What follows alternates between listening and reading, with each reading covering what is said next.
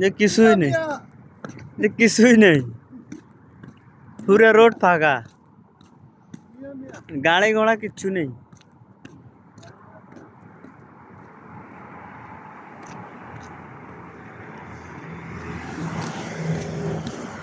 এ হলো আমাদের 6টা বাজে ছুটি হয়েছে, 6টা বাজে কাম ছেড়ে সবাই 7টা বাজে নামাজ পড়ে মাত্র সবাই ডিউটির থেকে বার এসে এলো আমাদের কাজের অবস্থান। কাজ শেষ 7টা বাজে, এখন সবাই বাসার উদ্দেশ্যে রওনা দিয়েছে।